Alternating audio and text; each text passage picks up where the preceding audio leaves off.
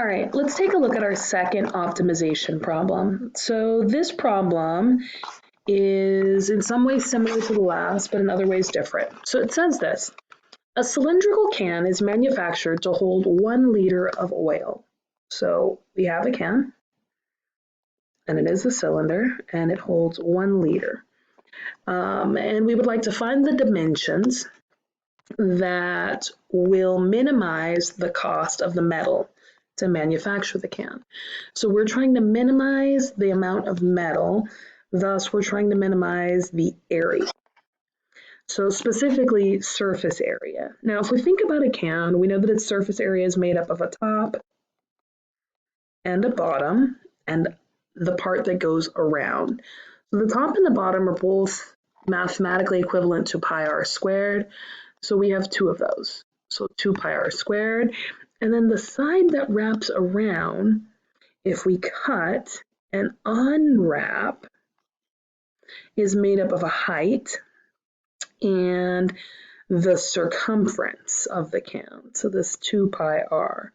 So its area for this little piece here is just this 2 pi r h. So that's our second part of our area. Now we would like to minimize this, 2 pi r h. So we'd like to minimize this given information about the volume of the can, right? How much it holds. So we know that a volume of a cylinder is given by the formula, volume is equal to pi r squared h. We know this can holds 1 liter. And a quick Google search will let you know that 1 liter mathematically is 1,000 cubic centimeters. So our volume is 1,000. So we have 1,000 is equal to pi r squared h. Or if we solve this for h, we have that 1,000 over pi r squared is mathematically equivalent to h.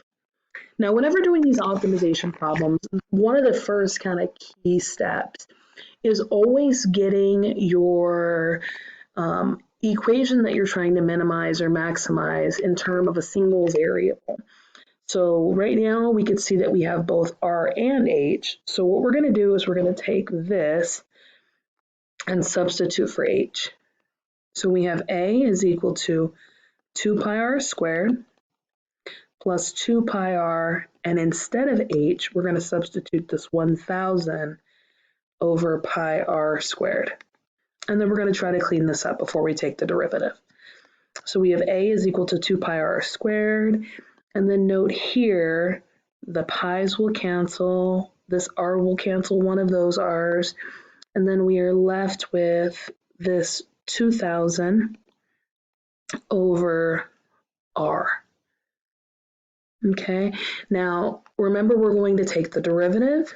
So we have here a prime is equal to 4 pi r plus, and then note here that we have this 2,000 over r, which is really 2,000 r to the negative first. So its derivative is going to be negative. So we are at negative 2,000 over r squared. And we'd like to figure out when this is equal to 0, right, to find those critical numbers. So let's go ahead and let's factor out that 1 over r squared, or that r to the negative second power. So 1 over r squared, we'll pull that out, and that will leave us here with 4 pi r cubed minus 2,000 is equal to 0. We know this first piece, this 1 over r squared, will never be 0, so we'll ignore that. And then we'll focus our energy on the second factor, this 4 pi r cubed minus 2,000 is equal to 0.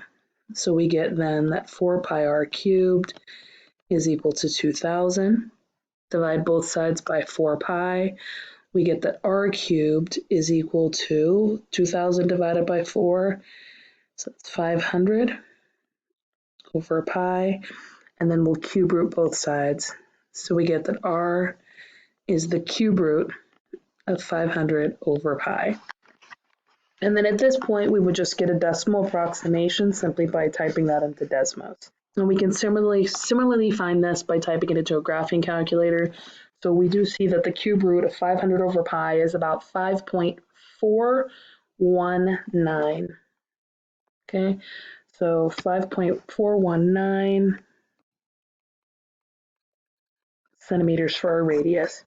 And then we, of course, need to verify that this is, in fact, a minimum. So at about 5.419, we'll test to the left of that. So we'll say we test 5. If I plug in here into our derivative, 4 pi times 5, 4 times 5 is 20, 20 times pi, 20 is about, pi is about 3, so 20 times 3 is 60, versus this minus 200 divided by 5 squared, sorry, 2000 divided by 5 squared, so that would be 25 goes into 200 8 times with a 0, so 80. So that would be negative. And then if I plugged in a larger number, say like a 6, I would get 4 times 3 times 6. So that would be 4 times 3 would be 12. 12 times 6 would be 72, minus 2,000 divided by 6 squared. 6 squared is 36. 2,000 divided by 36 is smaller, so that would be positive. So then we do see that we are going down, then up. So this does create a minimum. And then